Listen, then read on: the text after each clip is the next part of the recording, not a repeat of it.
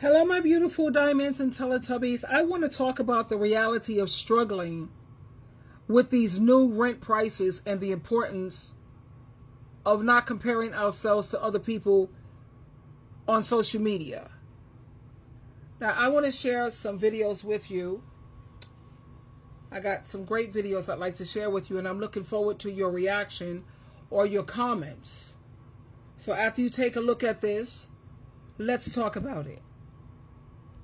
And this is great, so you'll realize that you're not the only one who's struggling with these new rent prices. Let's listen in. It sucks, but people are really drowning right now. Looking at the comments for my video about rent prices was like honestly depressing. You know, there's so many people out there that are in these situations, these circumstances where they can't afford their rent. Like some of the prices that people were saying for the square footage that they were getting is insane. And I think this tells us one thing, that a lot of people are struggling financially. And let this be a reminder that you should take what you see on social media with a grain of salt. Somebody just got a new car, they, going on vacations. It's not to say that people can't afford to do these things right now, but just take it with a grain of salt, because most likely they're struggling, they're drowning too. I've even seen people comment down below saying like, oh, should we still be paying 50-50? Should it be the man 100%? And hey, I may tell you a joke, but I'll never tell you a lie, man. Two incomes is more than one, especially during these times. Comment down below what your rent prices are in your city, because people need to see that this is all over. It's not just where you're at. And most of God bless. Here we go. It ain't no way that renting an apartment is this expensive now. Like, what's really going on, bro? Like, the market for apartments is crazy. Not even just apartments, like houses, all that. It's like the norm is like $2,500. Like, what's really going on? How do y'all expect people to get through the week? Just like, I don't get it. Like, bro, I feel bad if you ain't working right now or something. Like, it is crazy. Like, and then it be the apartments that don't even be nothing special about it. It ain't them high-rise apartments. It's the simple one bathroom, 2 bedrooms, living room, and that's it. Like, at the end of the day, bro, the something gotta shake. A reality check has to come in play. Like, I don't know what's been going on these last couple of years, but I don't like it. Like, bro, you can't even tell nobody, like, yeah, I'm going to move out and I get 18 to get a man. That's damn near throwing them to the wolves. You know what I'm saying? Like, motherfuckers, like, your parents like, hey, you got to move out when you get 18. I wish motherfuckers would tell me if I was 18 right now, move out. You got to let me get some time to understand what's going on. Like, these apartments are so expensive. And that ain't even groceries, cleaning products, clothes. Like, to the new generation, life is life. And you remember that teacher's always like, yeah, once you graduate, you're going to see how life is. No, life is really life. And I'm telling you, life is real. Hey, that period when you go from living with your parents to living by yourself, that ain't no joke. That's when life really starts. You better have some money saved up before you get out there. I'm talking it get real. It's a humbling experience. You better have some money saved up before you get on your own. I'm talking on the first of the month, you might have a couple $1,000s in your account.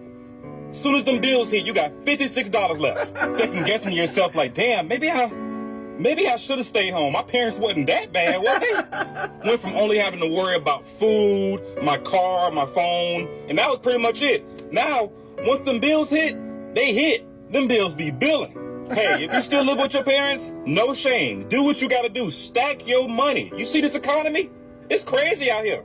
Hey, all I'm saying is that peace and quiet when you live by yourself, it come with a price. And that price better be paid every month, on time. See? Life is life, and honey.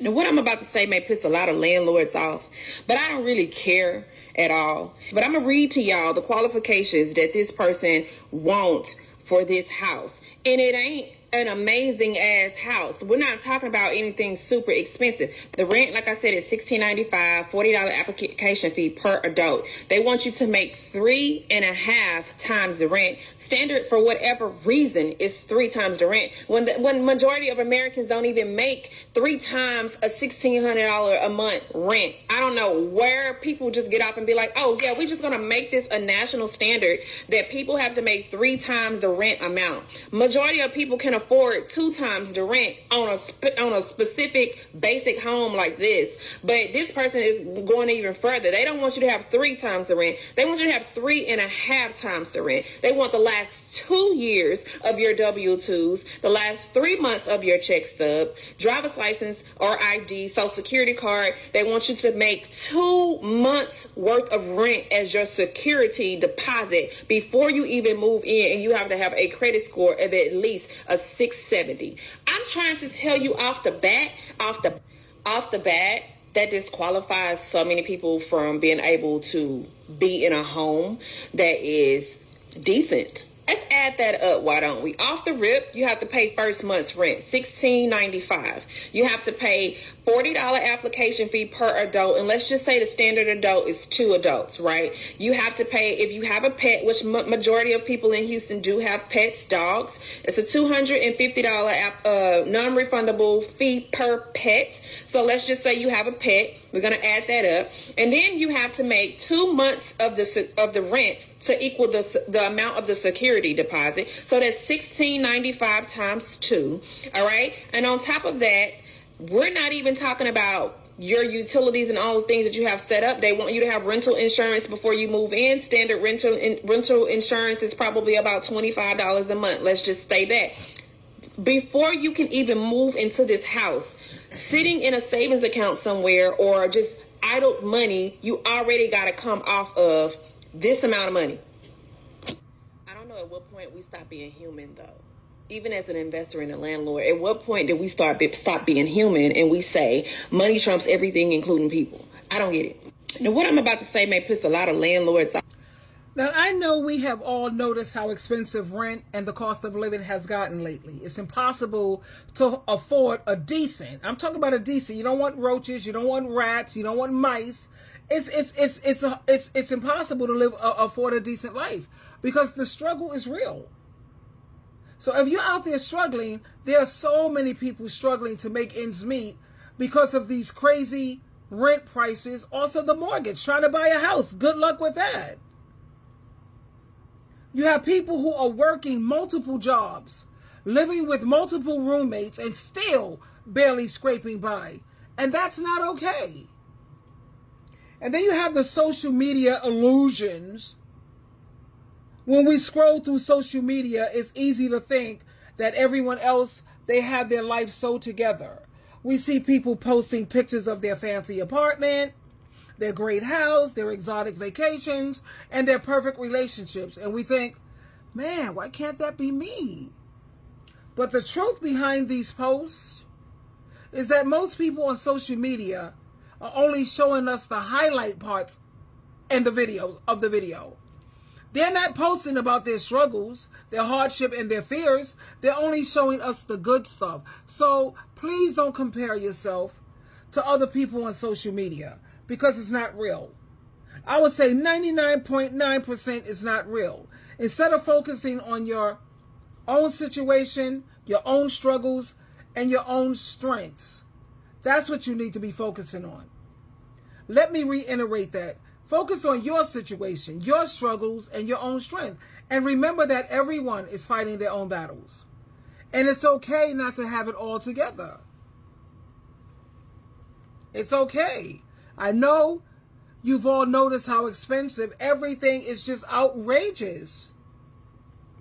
Trying to raise children, trying to be at home. How can I raise kids? I got 3 jobs. Well, me personally, I got 3 jobs. And I'm looking for a roommate. I'm looking for $600 a month.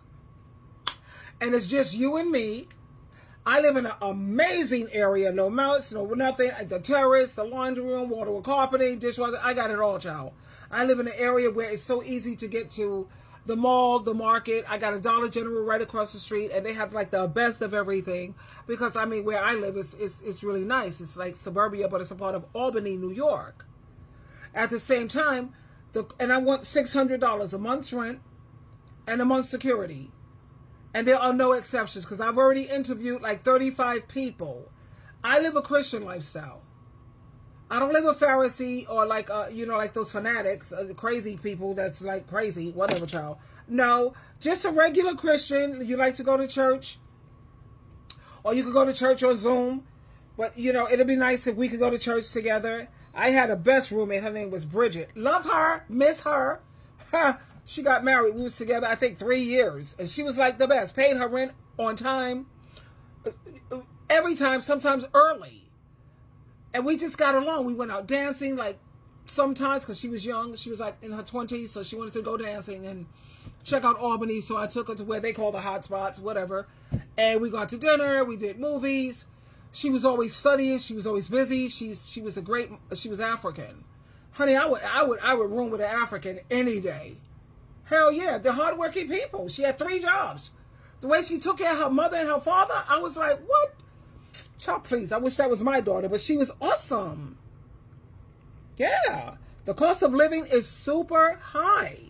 Oh, and she was a Christian. She used to get excited about, she drove a BMW, the fanciest car. She had the latest model.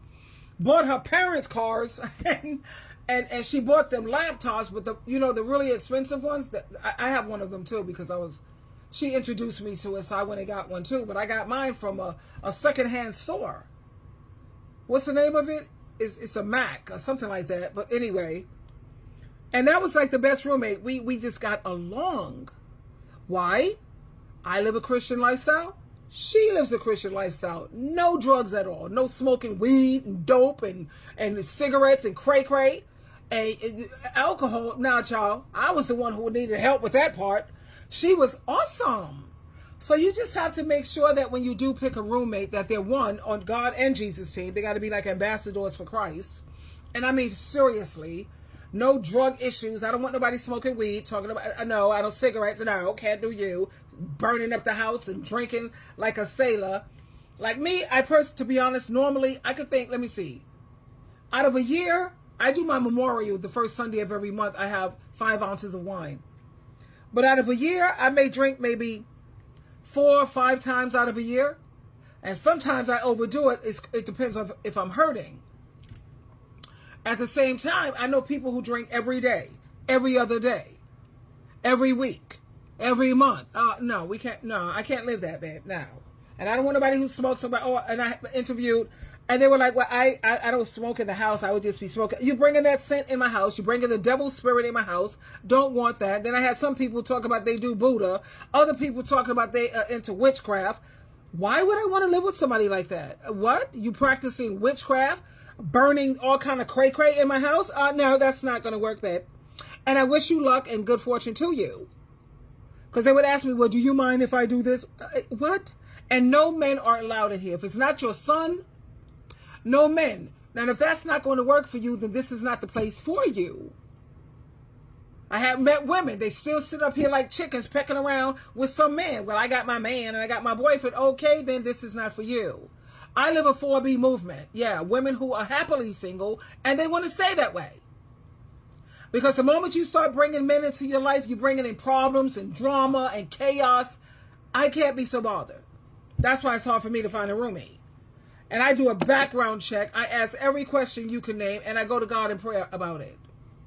At the same time, we realize that the cost of living is crazy. It's super high. Rent, food, clothes, utilities, transportation, everything costs so much money. And it's not just that things cost more, it's also that people are making less money. Like the wages aren't going up, but the prices everywhere else is going up. And it's hard to make ends meet. But you know what? I had this video. I don't know if you guys saw it. It was a funny video. Bring back the immigrants because ain't nobody working. Nobody's working for those kind of prices, honey, that you have them picking.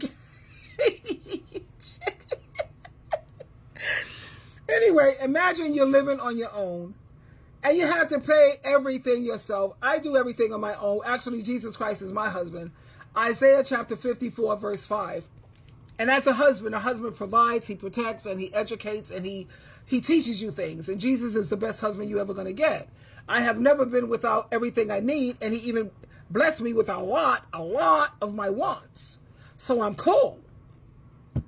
At the same time, I have an amazing extra bedroom, and then the apartment would just be me and them, the terrace and everything. It's just perfect for $600. Show me where you're going to find that, really.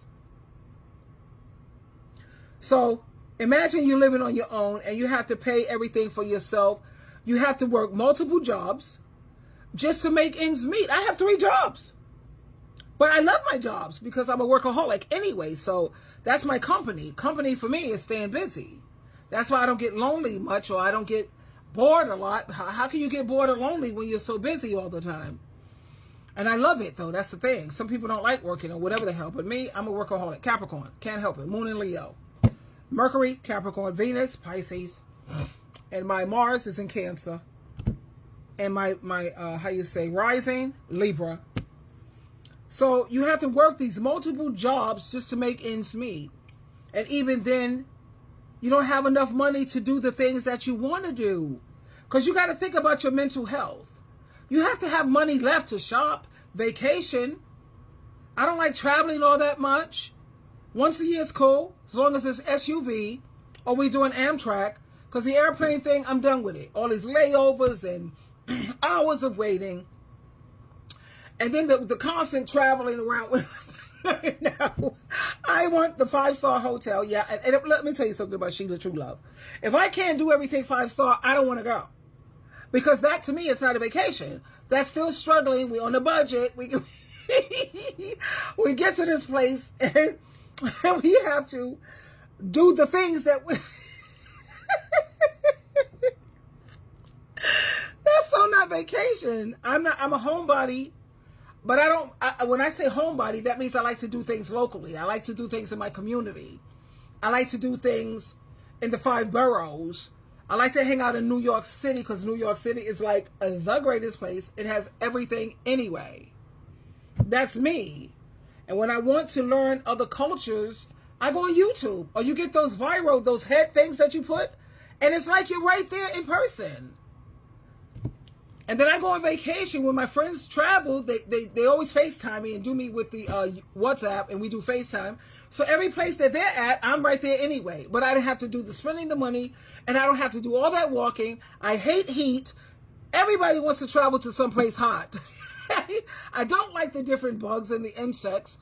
That's so not vacation. I'm sitting up here doing this major walking, bugs all over that I don't recognize. And I'm like... I don't know. Have you ever seen this episode of Martin? Him and Gina goes on vacation, and they have this, I don't know, they didn't spend much money because the room was a horror story. And then there's this huge bug that's all in the room. Huge bug.